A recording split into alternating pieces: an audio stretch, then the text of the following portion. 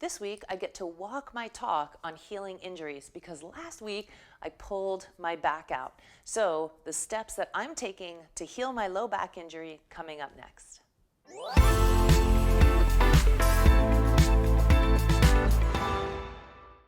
Because I get the pleasure of navigating my own injury, as I go through this process, I would like to give you the one thing you absolutely must never ever do if you want to have a healthy back.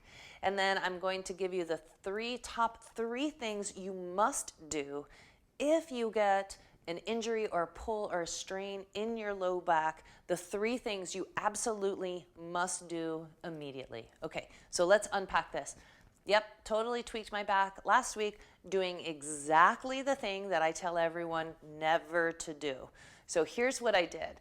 I leaned forward without leverage, so I lost leverage. I was leaning forward, so I was going to pick something up. And the thing I was picking up was a small end table, but it's solid wood. And I forgot just how heavy that little table is. So I leaned forward, I picked it up out here, and then I turned really fast. I'm not going to do it too fast right now. I turned really fast. And the twist without leverage, that holding something away from your body, and then twisting is almost always the way that people injure their low backs when they're going into an acute, sudden injury, right? So immediately what I did was, yeah, I did the thing. So I put the table down, and immediately, very first thing I did was get on the floor, on my back, knees bent, feet on the floor. Constructive rest pose. So I got on my back, knees bent, feet on the floor, which you can see here, and I started belly breathing. Because the first thing that's going to happen is the muscles are going to kind of go, and they're going to tighten up in a reactive, reflexive kind of way. And they're going to want to seize because they're trying to stabilize that lumbar spine. So everything seizes up. It's painful, right? I felt a shoot down through my buttocks, down my leg a bit, so sciatica type of symptom. So I got on my back, knees bent, feet on the floor. Why do I do that? So number one, very first thing you must do, because first thing, don't go into pain. So I didn't go into pain. I went, I need to breathe. I need to tone everything down at first. So the belly breathing sends a message into your brain, I feel safe. It's okay. So that will automatically start relaxing things. So anytime you have an incident involving any kind of pain, really, but specifically the low back, you're going to want to breathe nice, long, deep belly breaths and just kind of relax your muscles as much as possible.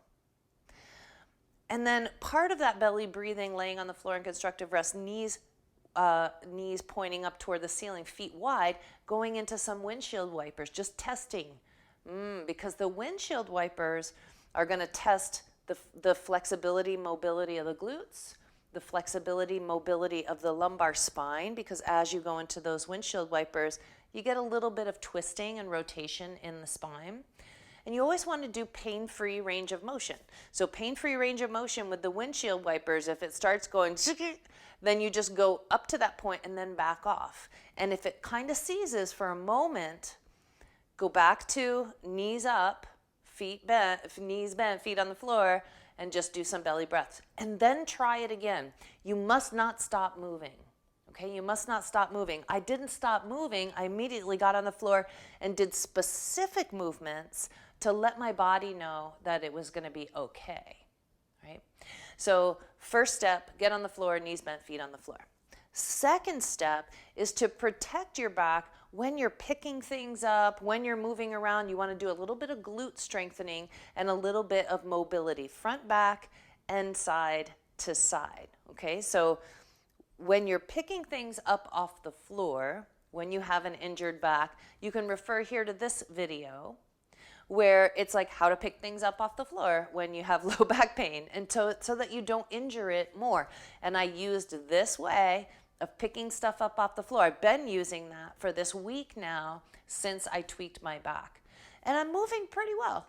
But this back, like picking things up off the floor in this way, is strengthening my glutes, strengthening my back muscles, keeping me in good alignment, and helping me to test where my glutes and where my back are while protecting my lumbar spine so that I'm not over tucking. I don't want to end up over tucking. Like that's going to reinforce those hip flexors kind of getting jacked up. And then you can get stuck in that position. So don't do that. Okay, so first step, get on your back, knees bent, feet on the floor, constructive rest. Second step, follow the picking things up off the floor when you do have a back thing by lifting one leg, straight leg, up and back behind you, because that's going to keep tabs on the glutes and the back muscles.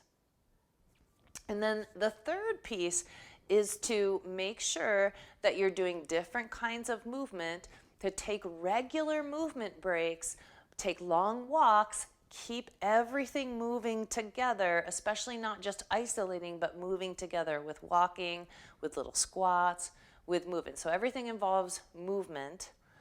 And taking breaks throughout your day, don't sit or lay down for longer than maybe 30 minutes at a time. So this is key number 3. Don't lay down or be still for more than about 30 minutes at a time that first week that you're feeling an injury, because you want to keep reminding the tissue that it knows how to move. You want to keep the tissues hydrated, because hydrated tissues can heal. Hydration equals healing.